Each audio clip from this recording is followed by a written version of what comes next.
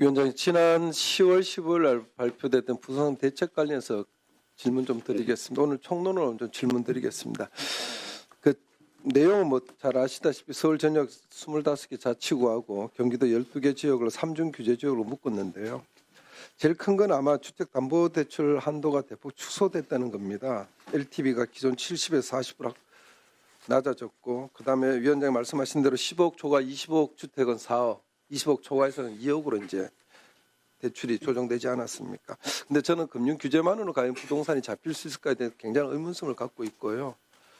그래서 한번 보겠습니다. 자료화면 한번 보실까요? 자료화면 좀 띄워볼까요?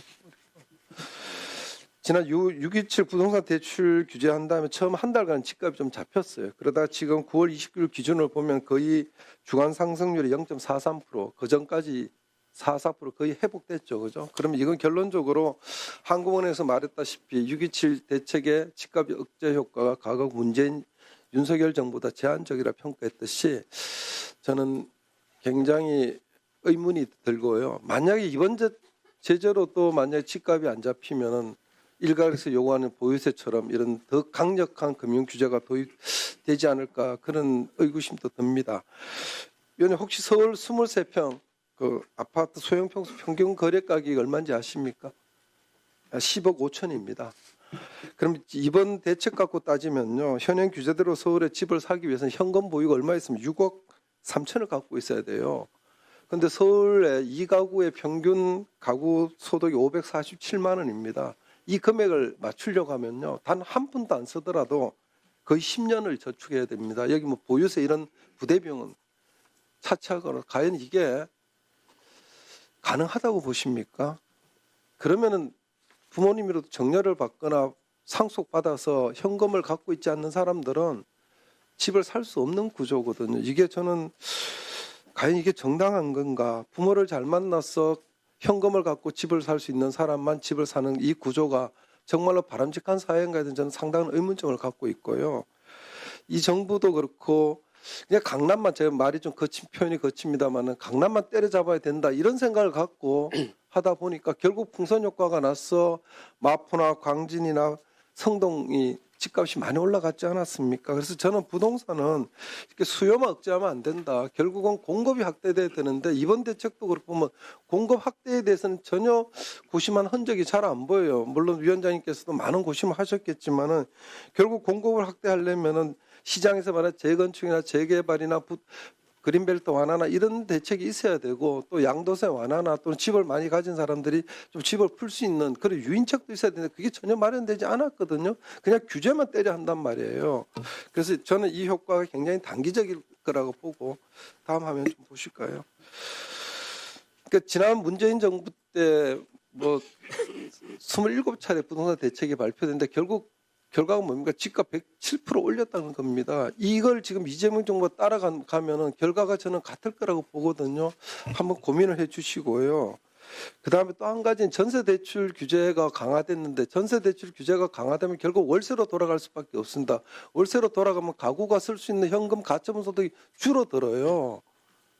결국 그러다 보면 집값 상승을 또 일으킬 수 있는 요인이 되거든요. 제가 여기 저 위원장님 비롯해서 부위원장이 계시고 7분들 계시는데 이분들 제가 집 조사해 봤어요. 여러분들 갖고 계신 거 제가 굳이 말씀드리지 않겠습니다. 그리고 지금 화면 보실까요? 지금 보면은 다음 화면 좀 보실까요? 그 다음 거. 대통령 참모실 중에 그 20분이 이 규제 대상 지역에 집을 갖고 있고 그 중에 10분 정도는 실거주도 하지 않아요. 근데 저는 이분들이 전부 다 갭 투자를 했거나 또는 부당하게 투기했다고 보지는 않습니다.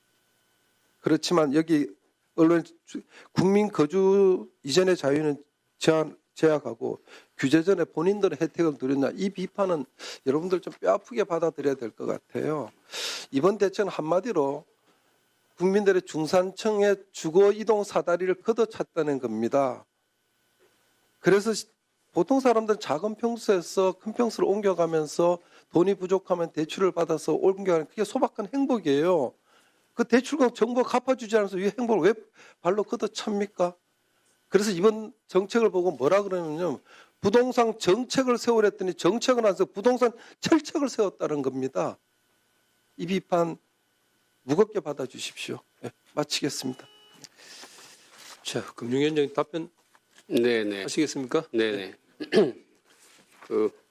의원님께서 주신 그 고민은 뭐 저희 당국자들도 같이 하는 고민 같습니다. 그러니까 결국은 궁극적으로 이 서민, 실수요자, 우리 청년층, 신혼부부들한테 어떻게 내 집 마련, 주거 안정의 기회를 더 넓혀줄 것이냐 그런 부분인데 저희들은 지금 상황에서는 워낙 지금 부동산 시장에 과열 양상이 있기 때문에 빨리 이걸 차단하는 게 궁극적으로는 서민들의 주거 사다리를 더 길게 보면 보장해 주는 거다. 당장 여기서 대출을 더 일으켜서 그걸 뒷받침해 주는 게 결국은 지금까지 해왔던 걸 보니까 주거 안정도 이루질 못하고 더 부동산 측면에서 불안을 자극하기 때문에 저희들은 지금 측면에서는 빨리 이 수요를 어떻게 보면 안정화시키고 부동산 시장에 안정 기반을 만든 다음에 의원님 말씀하신 대로 공급 대책도 당연히 추가를 돼야 되는 거고요. 이 부분도 저희들이 확실히 더 신경 쓰고 지금 역량을 집중하려고 하고 있습니다.